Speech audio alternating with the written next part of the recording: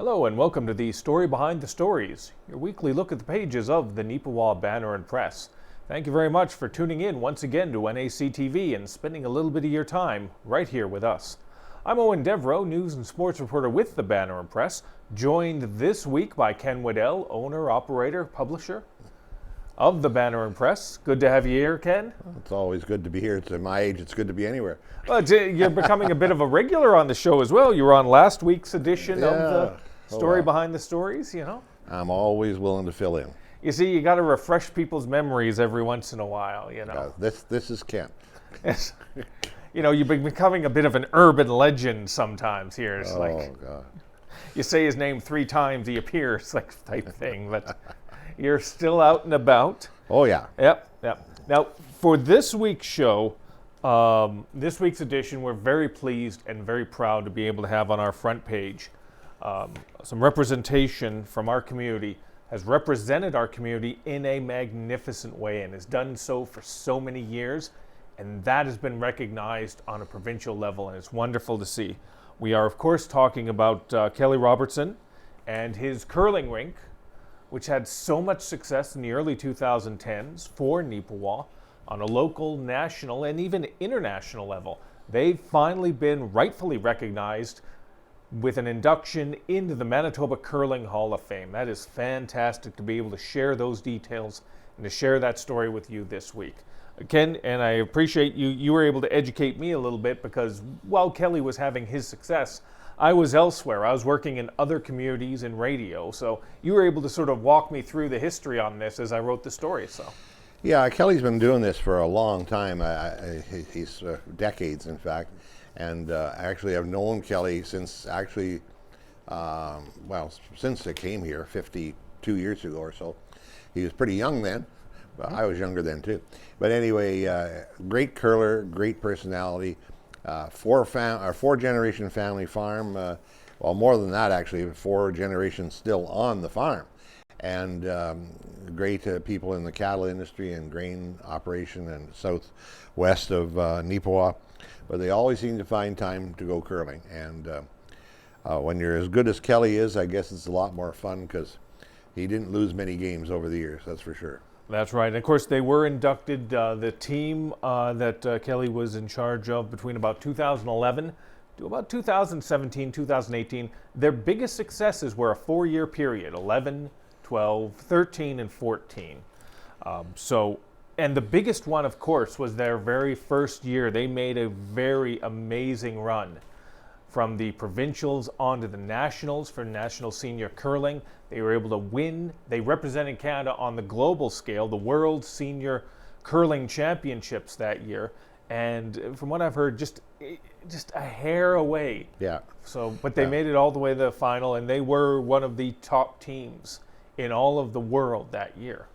Yeah, they came second on the last rock, as I understand it, in that game. So you can't get possibly in curling any closer than that. So they were second in the worlds that year, which is something not to be scoffed at for sure. Oh yeah, most definitely. I had a chance to speak with Kelly about that. And don't forget as well, and you can find it in the newspaper, NAC TV as well has a much expanded, a much broader interview that they were able to do with Kelly, and you can see it right here on NAC TV. So check your local listings. If you want to get even broader perspective on Kelly's career as a curler, his connection to the community of Neepawa, and his thoughts on being inducted in this way, you can find it right here on NAC TV. Again, check your local listings for that one. So, I got them right here. Oh, yeah, May 15th, May 18th, and May 20th, right here on NAC TV. So. That's right. So, but if you can't, if you want to do it the old-fashioned way, fortunately, we still have the print version of it that you can check out right here in the paper. So, and it was great to be able to do this story. It's one I wrote up. This week was a little bit of an interesting week in that for periods of the time, it felt like I was the only one around this week. We had a few people in the office who were under the weather, out with the flu, out with the fever, as it were, or whatever you want to call it, you know. So it was very lonely in the office. It was very quiet. I shouldn't say lonely. I like to be left alone for the most part. Just let me do my job. Yeah. Yeah. But I wasn't sick this week. No. I haven't been sick for a long time, but when I get sick, I go to the hospital. Now, when you get sick, you do it in style. I do in style. Big. Yeah. Four times in the hospital in the last 3 years. But thank God it's nearly a year now since I was last in the hospital. Oh, yeah. So, Yeah. you know, good to go. Most definitely. We've jinxed ourselves now. We're both going to be out next week with the flu or something like that. So, but aside from that, that's the sort of the quirks of running a local newspaper and operating a local newspaper. Sometimes people are out of commission. You got to work around the situation as best you can, and try and make it so that when you pick up the newspaper, you have no idea. You have no idea that this person was sick or this person was on vacation or this or that. So that's what we try and do with the Neepawa Banner Press, is bring you that level of consistency. So with that, fortunately, something that helps with that level of consistency is the fact that I attend the council meetings on a consistent and regular basis. And you can, of course, see them right here on NAC TV as well. But if you don't want to watch that, and who can blame you, you can check out one of two of my stories and find out the basic details of what you need to know in your community. And this is what I think you need to know in this week's edition of the Banner and Press. Council has approved the acquisition of a new company that's going to be doing the work on the cemetery database. Now, if you've forgotten about that or are unfamiliar with it, we have talked about it before in previous editions of the Banner and Press. For a while there, the cemetery was quite the contentious story, wasn't it, Ken? Oh, yeah. Yeah. Yeah. Neepawa's famous cemetery was famous for something they didn't want to be famous for. Well, they have made some changes, some renovations to what they're going to be doing with the cemetery. And part of it is an interactive database, or database, whichever you want to roll with. So this new software company, Web Cemetery, is going to be integrating the technology. Now, what it is essentially you go to the cemetery or you check it out on your phone first, and you check the app, and if you want to find a certain individual who is laid to rest at the cemetery, they'll tell you the location, they'll give you all the pertinent information, as opposed to you just wandering about, trying to figure it out for yourself. So it's something that many other community cemeteries are starting to do. Brandon, most known locally, has done something like this and has done it with great success. In fact, they were doing it with the company that we were originally going to be partnering with. Central Square Technologies was a company that was originally brought in to actually do this, but they informed the town that they were unable to do it. They didn't go into the specifics of why, so we're not quite sure why, but the town figured it out. It's like, all right, let's move on, let's get something figured out. So they came up with this new group, and this is a good thing. This is a nice change of pace, Ken. They actually were able to get the new group in at a lower cost expenditure than what was originally put out. So, you know, it kind of worked out well for them. Well, that's interesting. Not much goes down in price these days, but you know, people might ask, okay, why? Well, there's the whole thing about keeping track of the plots and who owns them and all that sort of thing. But the genealogy and the history studies that go along with a cemetery, as old as Neepawa Cemetery is, because the first settlers came to here, non-Aboriginal settlers came in, I think, 1877, and one of the gentlemen that came here was 99 when he came, and he lived through the winter. So I think it's 1878 or 1879 is the first grave site in the Neepawa Cemetery. His wife's a couple or 3 years later. Okay. I believe Mr. Graham lived till he was 99. I believe his wife lived till she was 102. Mr. Graham was 99 when he came here from Ontario, believe it or not, by ox cart from Winnipeg. They came by rail to, I believe, Duluth, and then steamboat to Winnipeg, or Red River. Well, it was Winnipeg by then. And the story, just every time I think of it, just absolutely amazes me. So there's a little bit of history there right from the get-go. And that family plot is in a separate section of the cemetery, and it was never intended to be a cemetery. They just buried their dead right beside, not far from the home. And then the land that they owned, that he homesteaded registered as a homestead, became Neepawa Cemetery. But there are many, many people buried there, and some of them have some fame to them. Margaret Lawrence, Mr. Davidson, Mr. Hamilton, some of the original business leaders, politicians, mayors of Neepawa are buried there. And then there's lots of people want to look into the genealogy for what we might call ordinary, not so famous families. And there's a lot of history there. And once the information is engraved in stone, you're pretty sure that it's accurate.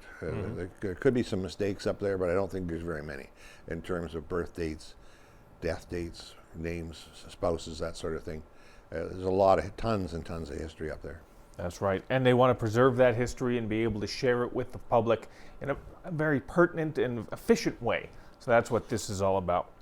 So if you'd like to learn a little bit more, you can find that on page 6 of this week's edition of the Banner Press. Right above the other council story I had time to write up. There were so many other things I could have written up, but quite honestly, again, there's only so much time during the week. And only so much focus I can actually put on the actual news portion of it. That's the reality of it. But I was able to get this one done, and this was the town council finalizing their budget for 2023. Second, third reading has been given to the budget. It's officially been passed. It's going to be a 1.5% increase to the property tax levy. That's in line with what the expected sort of increase is, the cost of inflation. It could be a lot more.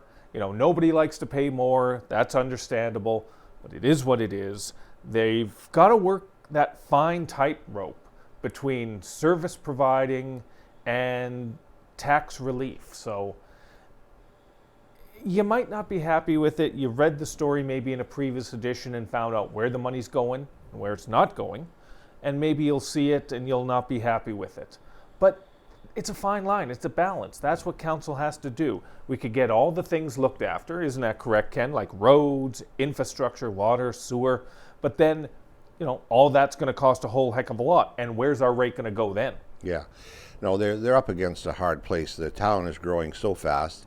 Like just today as we speak was the grand opening of the co-op home center. Just recently was the co-op card lock, ag center.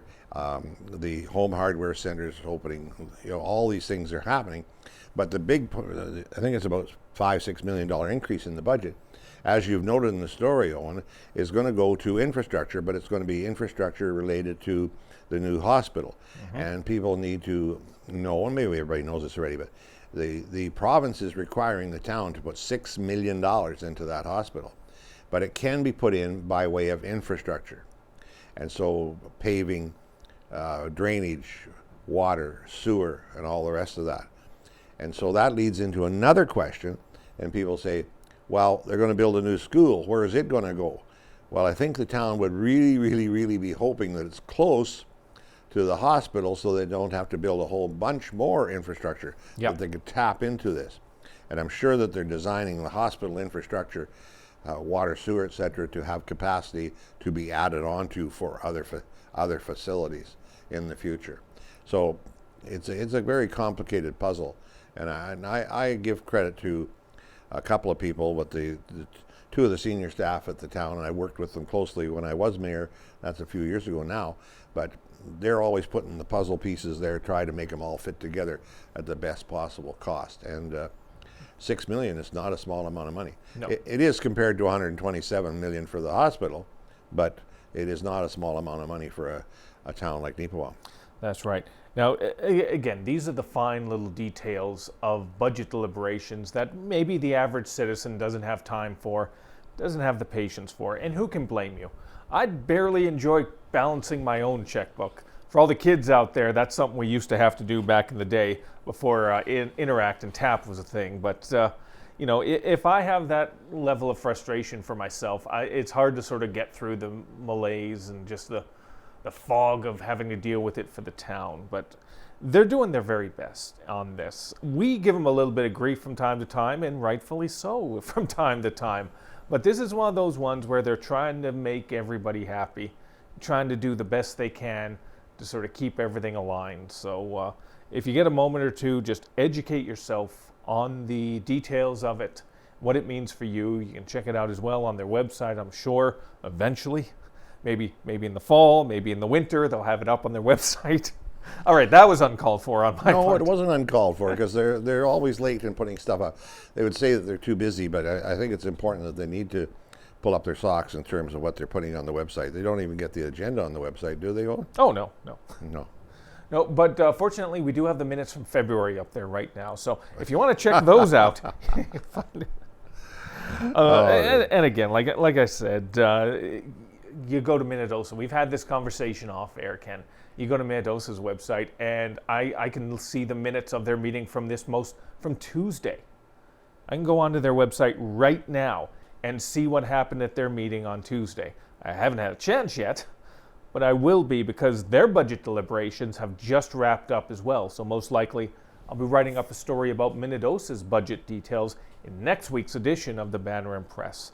I would love to be able to go to those meetings in person, but just the timing of it is so difficult. You've got to be very sort of sometimes selfish with your time at a job like this. So we cover what we can as best we can, and we try and get it even after the fact if we have to, but that's just the reality of it. Well, I'll put in a little plug here for not only for you, Owen, but also for the newspaper. Most people don't realize that we've lost 15 or 20 papers over the last 5-6 years in Manitoba, and it's because they got down to a point where they only had one staff or two staff or whatever. We've got 8 or 10 staff around here. We have 2 full-time reporters, and I do a little bit, and everybody else does a little bit. But you have to have news to have a newspaper, but in order to have news, you have to have staff. In order to have staff, we have to have ads. There's a cold-hearted plug for advertising, but that's just the truth of the matter. And if you don't have that, then there's not much point in having a newspaper because you won't have any local news. You know what? Quite honestly, Ken, that segues pretty nicely. We don't got it on the list, but I'm going to bring it up anyway. This is the second week for our home and garden section. You can find that. It's part of the center of the newspaper. You can see, big as day, a whole bunch of ads there. The Weed Man, A&B Dalrymple, as well. Parkside Gardens Greenhouse and the Greenhouse Neepawa. We appreciate your commitment to the Banner Press, and we very much enjoy being able to share some of your details in the home and garden section. And this is something, if you've been a consistent viewer of the show, you probably know where I'm going with this. That's the little ebb and flow of a newspaper. The consumer portion of it, the ads, and the editorial portion of it, the news. I'm a firm proponent of the news in newspaper is the most important thing. Always has been, always will be. Having said that, I have sort of mellowed over the last couple years and seen the importance of the commerce portion of it, the commercial portion of it. Because quite honestly, the news portion ain't paying my salary, So we do appreciate that. But I always like to keep that sort of 50-50. There's nothing worse when we have special sections and it looks like a European hockey jersey. That is just the absolute worst for me. But at the same time, you look at some other newspapers, they got these huge sections and you're looking for an ad and there's no ads and there's no ads anywhere. They got 16 pages and they got half a page of ads. That's not going to pay people's salary and that's not going to keep them in business. So, no, that's the cold, harsh reality of any news media is you have to have the advertising. I guess with cable television, you have the subscriber fees, but you have to have the advertising to keep it all going. It's the same with NAC TV. We've got to have advertising for NAC TV as well. And, we get inundated this time of year, especially, and then again in the fall with, will you sponsor this? Will you sponsor that? Will you sponsor that? Yeah, we will, but we hope you'll spend some of your advertising dollars with us too. Yeah. But again, getting back to the point at hand, the home and garden section, second week it's running. You can find it in the center of this week's newspaper. We got some pretty good content in there, just sharing some details on making your outdoor living space just a little more comfortable because we're all getting out of our homes. We're all enjoying some of that warmer weather now, and we like to enjoy it in comfort. So hopefully this gives you a few suggestions and ideas on how to make that happen. All right, now let's get back to our local news in terms of some of the budgetary issues and things going on. We got a call from a viewer, a reader, covering all different versions of the Fourth Estate right now. The old radio guy just popped out there. Yeah. I'm going to be playing all the hits of the summer coming up right after this. But they suggested that we attend the Arm of Rosedale's budget deliberations, a budget meeting that was happening. They said it was going to be something of interest, so we were able to make arrangements to get someone down there. As well, NACTV was down there as well, and get some of the details. And we're able to share that with you in this week's edition of the newspaper. Of course, you can find that story. It is on page 7. 7, yes. Thank you very much, Ken. My numbers disappeared from me. Rosedale, they're dealing with a few challenges in their budget, some things they have to look after, and some new purchases they have to do.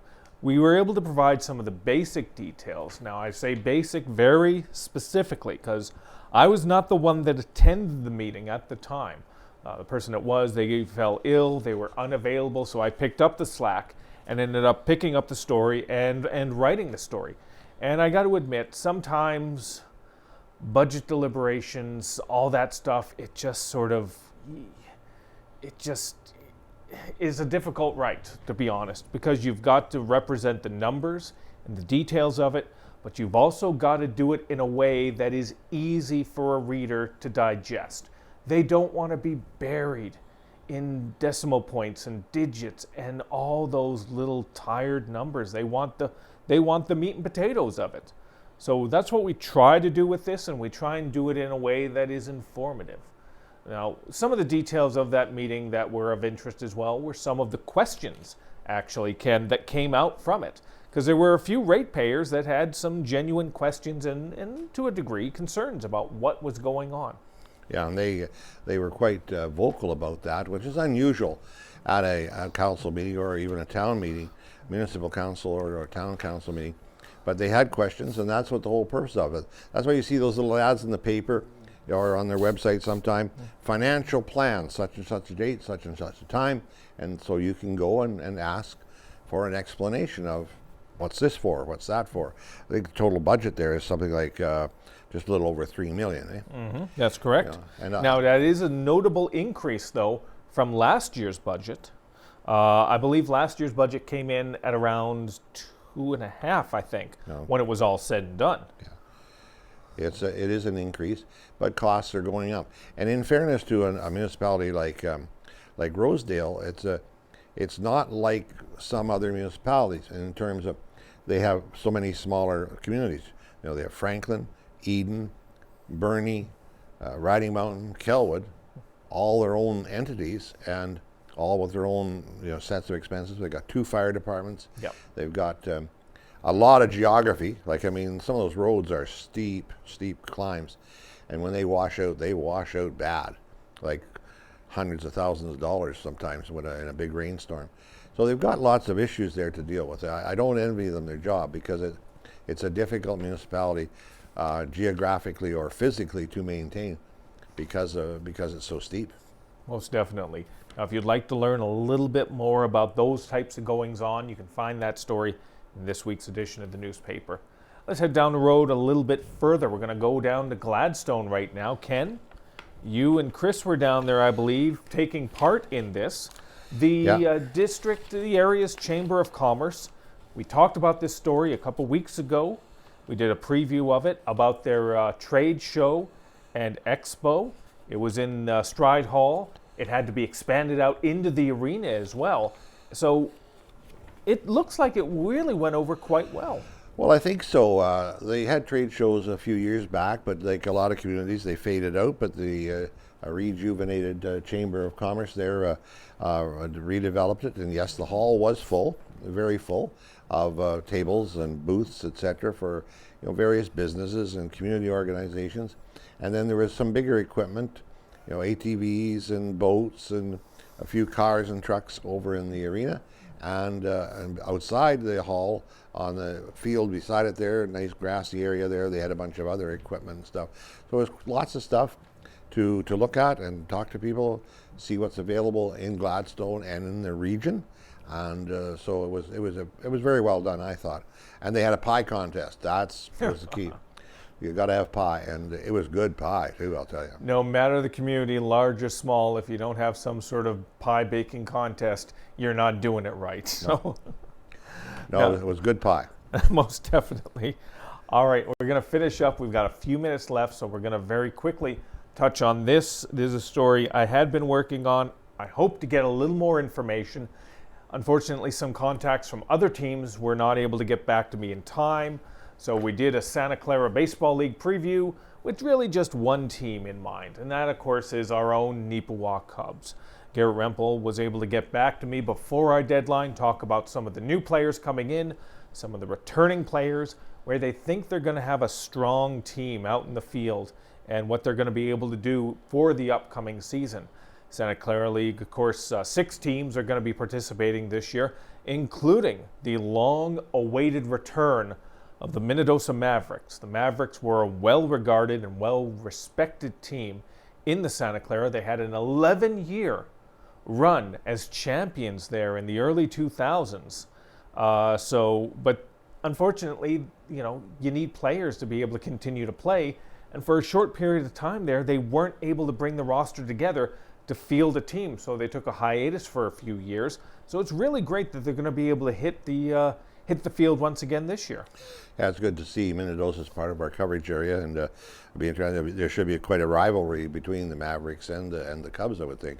Most definitely. And of course, just before we went to print, we were able to get the details. The very first game for the Neepawa Cubs is going to be on the road into Minnedosa on Wednesday, May 17th. I'll probably head out down the road myself, see if I can get a picture or two of that for the newspaper. But their home opener is going to be happening on May 24th, right here in Neepawa at the Ag Grounds. And it's going to be up against the Austin A's. Opening pitch is going to be set for 7 o'clock. A little bit of a commercial for them right there. Now, if you're not able to go down there live on the 24th and see the game for yourself, hopefully you are. It is some great local action from some great local talented players. But if you're not able to, you can always find it right here. Almost every single game is recorded and broadcast right here on NAC TV. Again, you got to check your local listings to find that. So that pretty much wraps it up, I think, for another week, Ken. So always glad to have you in here, and unless there's anything else you want to sort of spotlight with the last minute or so we got left. Well, no, I do. Yeah, I thank the people for watching, and we really appreciate the support, local support for both the NAC TV and the newspaper. Neepawa area is pretty fortunate here to still have a newspaper, if I do say so myself, and to have a TV station that broadcasts all across Manitoba, indeed all across Canada. So that's right. And again, thank you very much. We do get news tips of coming in. The Rosedale one, for example, was one we got the phone call on. We always do appreciate it. We do try. Sometimes we succeed, sometimes we fail, but we always appreciate it. Now, if you have any story suggestions or comments, a thumbs up, thumbs down, or a letter, you can always send them our way. You can send it via email to news@neepawabanner.com. If something sports related, appreciate it if you'd send it to sports@neepawabanner.com. I check both of them. They're both my emails, so sooner or later I'll get to them one way or another. But always appreciative of those types of ideas. Or you can give us a call at 476-3401, the number you can reach us at, 476-3401. If we're not able to talk to you in that moment because we're busy putting the paper together, our front office staff, I'm sure, will be able to take the message, and we'll see if we can get that information for you. And once again, always appreciate you tuning in each and every week right here on NAC TV for the story behind the stories. So, Ken, good to have you in again next week. Maybe next week we'll make it a run for 3. That'd be fun. We can do that. All right. Or maybe neither one of us will be on the show. We'll have Casper just do it by themselves there. I don't think Casper'd like that. Oh, no. She could do it, though. Surprise. Yeah. No, but again, no matter who is on the show, we always appreciate you taking some time and spending it right here with us on NAC TV and the story behind the stories. Have yourself another great week.